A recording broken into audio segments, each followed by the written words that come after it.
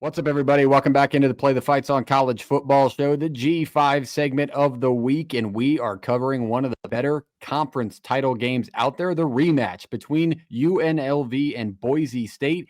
This time it's at home for the Broncos. They had to go on the road last matchup and beat UNLV in a packed Allegiant Stadium. This time they get to face them in Albertson Stadium this coming Friday. So that's why we're getting the preview out as early as possible. This one's going to be a ton of fun. One of the best backs in the country, Ashton Jeanty, is going to work against UNLV's elite rush defense once again. Boise State won a close one last time. So which way will this one go? We'll break it fully down for you. But before we do that, we want to remind you to like the video, hit the subscribe button if you haven't. We are nearing 800.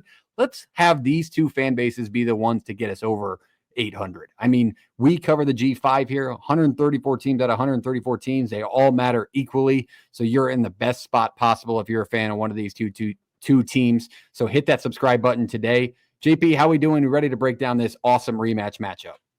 Pumped. Almost feel like a winner get in scenario, right? Like outside looking in, if UNLV wins this, maybe Army gets the bid, but Memphis, I would start leaning UNLV in this spot. Leave them out. I think the winner of this should get in.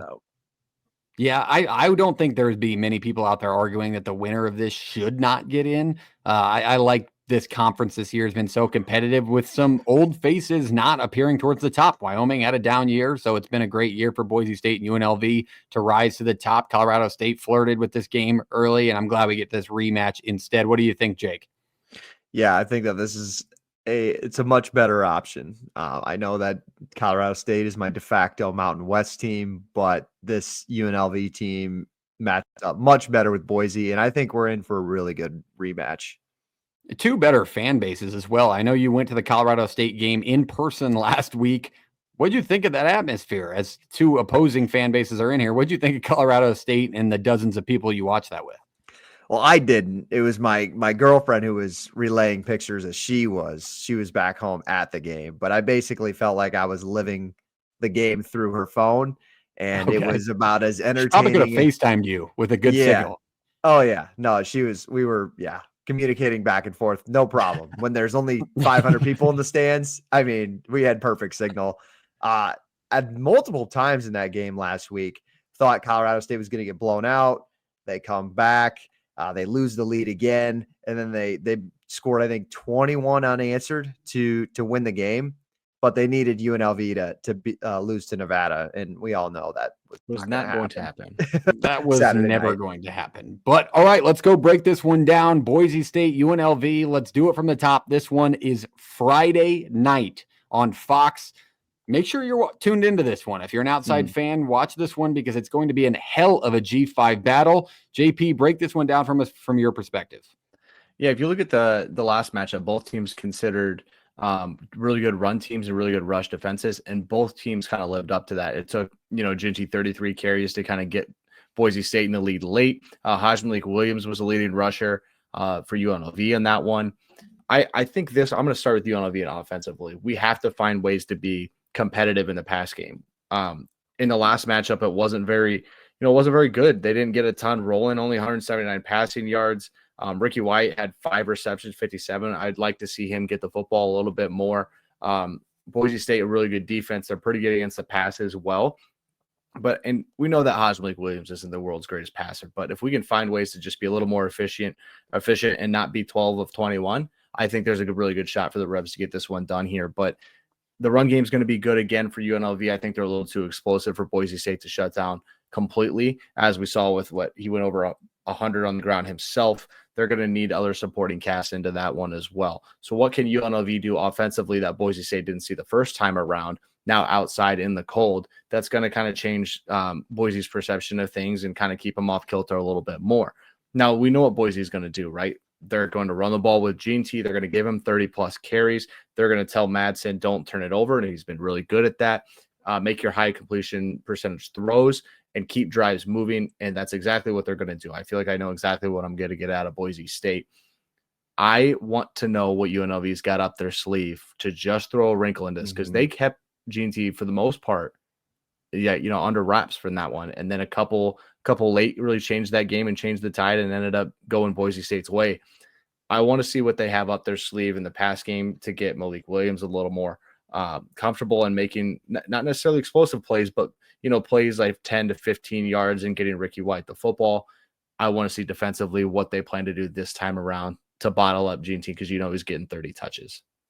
I think it's such a fun way to look at this as a rematch, because if you remember the first time these two teams matched up, it wasn't a very experienced offense led by Malik Williams. He had a couple weeks under him, but now you have just add a few 4 or 5 more games or whatever it's been since that first matchup, and now you can kind of get a better sense of what that offense is with him.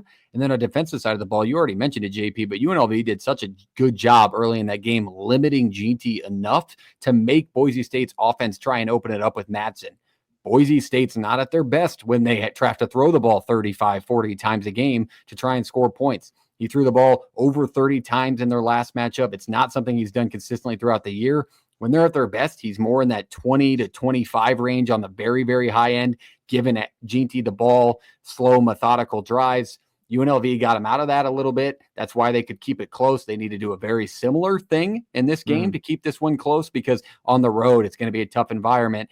And you have to look at the weather factor. I mean, now we're in mid-December by the time this game's played, and you're in a state that's going to be snow, cold. It's going to want to slow the game down to begin with. So if you play into Boise State's play style, let Ashton Jeanty run the ball even 25 to 30 times with a slower clock, then you're going to find yourself in trouble with that team at home, because it's going to be rocking. It's a great opportunity for Boise State to lock up either the 4 or just outside of it seed in the college football playoff, and UNLV maybe to steal that 12 seed bid and get in their first year in the 12 team look. So I really like Boise State because of the home spot and because of Ashton Jeanty, but I feel like that's such a basic opinion to get. But I think UNLV can do enough to keep it close with how good their rush defense has been throughout the season. What do you think, Jake? Yeah, I think the game plan needs to be similar to what they had last time they matched up. And Brennan Marion's offense, its go-go offense, needs to get off to a fast start. And they were able to do that and able to capitalize on that. But if you guys remember the last time they matched up, it was that pick by Malik Williams that kind of put them back in the backseat. I think they got up, Boise got up 13-10 after that, and then made it to 20-10, I believe. Now, UNLV bounced back and they took the lead late in that game, but then Boise was able to respond with a long, good drive. So I think if you're UNLV, you got to stay ahead of the 8 ball. It's going to be interesting. Parks, you touched on the weather. How does that mess with this style of play? I don't know if it necessarily does because of how good Malik Williams is with his legs. JP, you mentioned it. Get Ricky White going early. He was 5 of 57, I think you said. And it all, I want to say it all came in the second half, if I remember that correctly on the top of my head.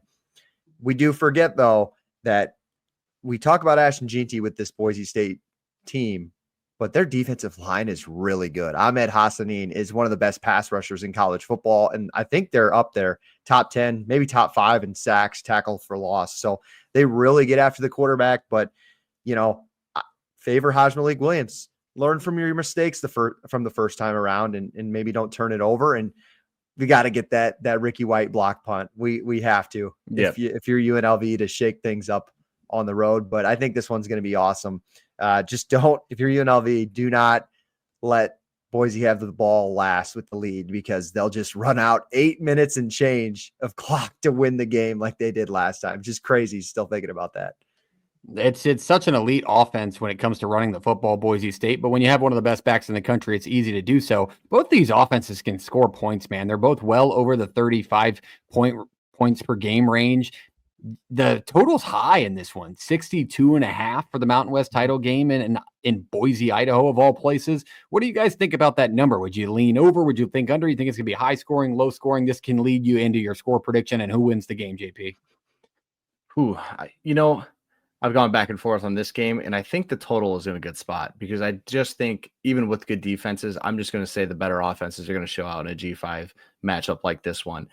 I've gone back and forth every time. I think Boise State would probably be the best representative of the G5 and what they are to this year, but I'll take UNLV in the points in this spot. I think it's really close. I'm going to go 37-34. Boise wins, but UNLV covers this thing, because I'm telling you, they're going to find something offensively that wasn't working the first time around, and it's going to be what they end up leaning on in this one. I like that because you think of Haj Malik Williams, and like I mentioned, him with more experience within this offense, they probably have a better identity of what they are, and that go-go offense is tough to stop to begin with. So we'll see if Boise State's defense is up to the task again. I like the Broncos in this matchup. I do. I think they win the game. The line is in a greasy little spot with obviously that field goal difference, but I like Ashton Jeanty to go for 1 or 2. You know he's going to get his carries. It doesn't matter if he's going for 1 to 2 yards a pop. The first 10, 15 carries, they're still going to give him the ball because that's the type of offense and what they've had so much success with all season. UNLV couldn't limit it late in the game last time. I think 1 or 2 big Ashton Jeanty runs, maybe for scores, is the difference maker in this one. He'll be your MVP, probably your Heisman winner. If all is right in the world and he does go for 2 in this game, he's got to win the Heisman Trophy. I don't know if I'll be able to stand if he doesn't. But I like the Broncos in this matchup. Weather spot, home spot. It's tough to beat a team twice, so it wouldn't shock me if UNLV could pull this one off.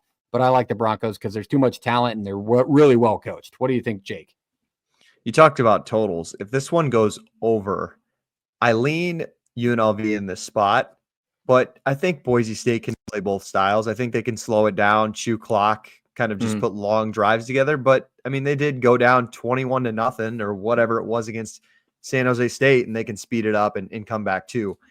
Difference being in that one, I like UNLV's defense, man. Like Jackson Woodard, really good at linebacker. Jalen Catalon, super good at the safety spot. And there's a reason this is the team that held Ashton Jeanty to his lowest rush total of the year so far at 3.9 yards per carry. We'll see if they can do it again. I mean, we all love what he can do, so it wouldn't surprise us if he has a bounce back game. But I side with JP. I like the +4. I do think, if anything, this comes down to a field goal, but I'm going to take the Rebels. I think they're going to win this one. All right, the Rebels on the road in this spot. So 1 on UNLV to win the game outright, 2 on the spread for the Running Rebels, and I am all over the Broncos. So we'll see what happens in this one. Mountain West title game live on Fox Friday night. We appreciate you joining us. Shop No Rivals. Use the code PTFS at checkout for free shipping. Our great partners. Short little plug there. Check those hats out today. They represent the G5 incredibly well. If you don't see your team on there, go to the teams tab all the way down to the bottom. Request your team and they will get them added. ShopNoRivals.com today. Hit the like button. Hit the subscribe button. To this channel, we represent all of college football, including the beautiful G5, including the Mountain West. We appreciate you being here. We'll see you next time. Jake, take us out. Play it.